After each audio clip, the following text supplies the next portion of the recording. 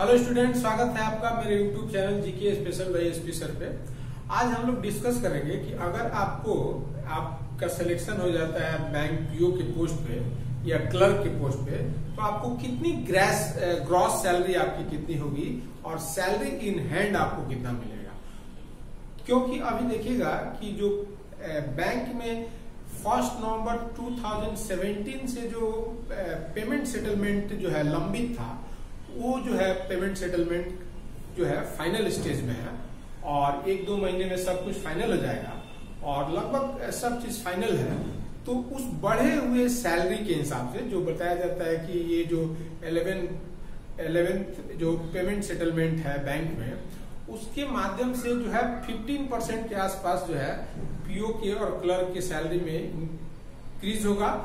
तो अब आप चूंकि नया ज्वाइनिंग कीजिएगा तो आपको कितना सैलरी जो है इन हैंड मिलेगा, तो और कितना जो है आपका ग्रॉस सैलरी होगा, तो उसी पे चर्चा करेंगे। तो ये आपके लिए एक बहुत बड़ा मोटिवेशन हो सकता है कि ये दरअसल में मोटिवेशनल वीडियो मैं इसलिए बना रहा हूँ ताकि आप सैलरी को देख करके मोटिवेट हो करके जो पढ़ाई सब लॉकडाउन में सब गैप किए हुए हैं उसको खत्म करके एक नई ऊर्जा के साथ और एक नई चेतना के साथ फिर जो है तैयारी में लग जाए।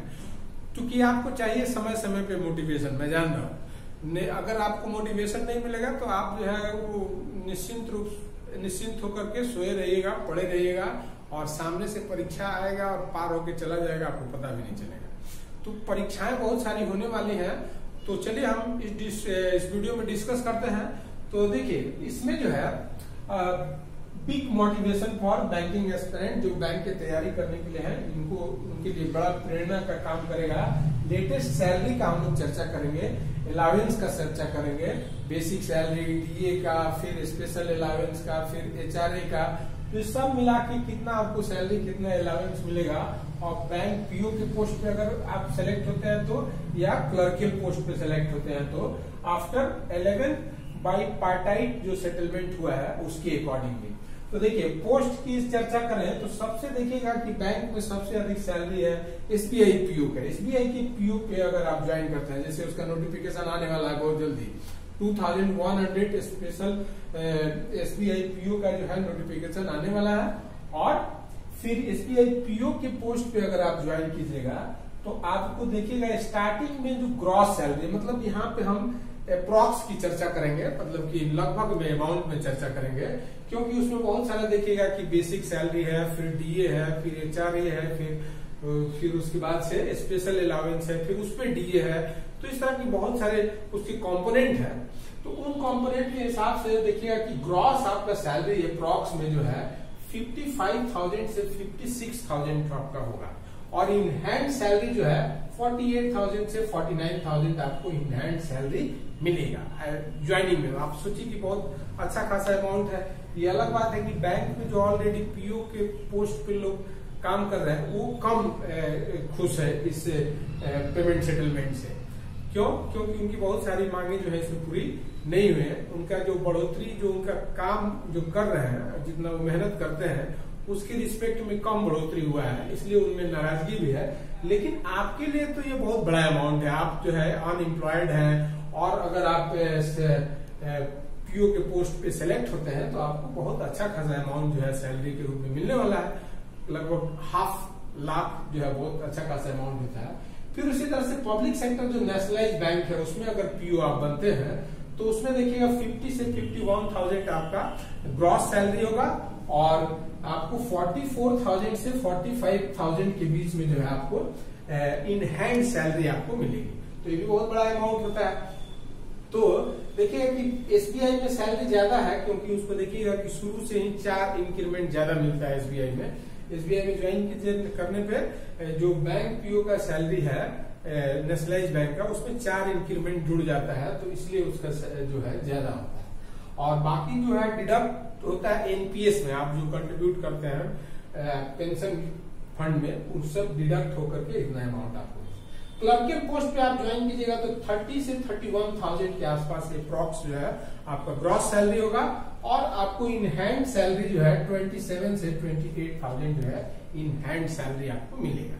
तो इस तरह से ये अच्छा खासा एक अमाउंट है आपके लिए। भले जो काम कर रहे हैं उनके लिए ये अच्छा नहीं लगेगा, आप भी जब पुराने हो जाएगा तो आपको ये वेतन बढ़ोतरी अच्छा नहीं लगेगा। तो ये 11वां जो है था, इसमें लगभग 15% के इंक्रीजमेंट का बात किया जा रहा है कि 15% लगभग इंक्रीज होगा। और इसमें लोड फैक्टर जो बेसिक सैलरी है या डीए है उस पे जो लोड फैक्टर काउंट किया जाएगा वो 2.5% जो है काउंट किया जाएगा, और उसी से फिर आपका सैलरी जो है डिसाइड होगा। हर चीज का बढ़ोतरी उसी के आधार पे होगा। पहले ये 2% था, तो ये एक अचीवमेंट है कि उसको 2.5% कर दिया गया। तो आप देखिएगा कि ये सब जो सैलरी है वो सैलरी जो है टाउन के हिसाब से, आपका पोस्टिंग कहाँ है, कौन सा सिटी में है, लार्ज मेट्रो सिटीज में है या मतलब कि सेमी अर्बन एरियाज में है, तो उस हिसाब से सब सैलरी आपका वेरी करते रहता है। हाउस अलाउंस जो है वेरी करते रहता है। तो देखिएगा कि इस तरह का जो भी सेटलमेंट होता है वो सेटलमेंट किया जाता है आईबीए के द्वारा और फिर बैंक एम्प्लॉय यूनियन के द्वारा, ये दोनों के बीच में सेटलमेंट होता है।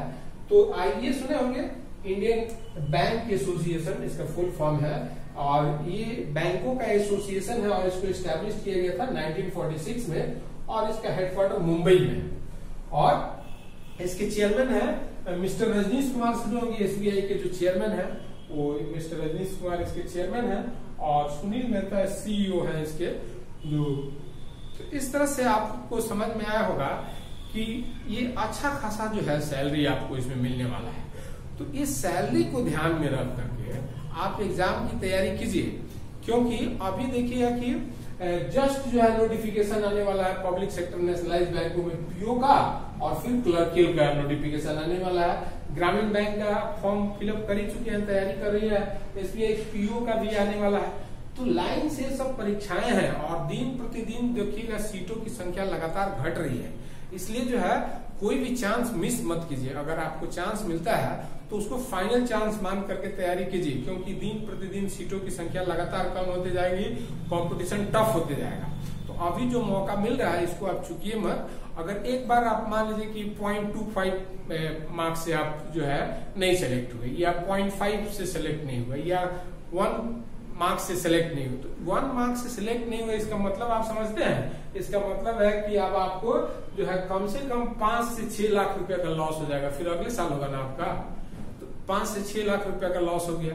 किस लिए? तो आपने 0.25 मार्क्स कम लाया, इसलिए 6 लाख का लॉस हो गया। आप सोचिए क्लर्क में आपको 3 से 4 लाख का लॉस हो जाएगा। तो ये लॉस आप बर्दाश्त करने के लिए अगर तैयार है तो बिना तैयारी करके आराम से सोए रहिए, घर में पड़े रहिए, कोई पूछने वाला आपका नहीं है।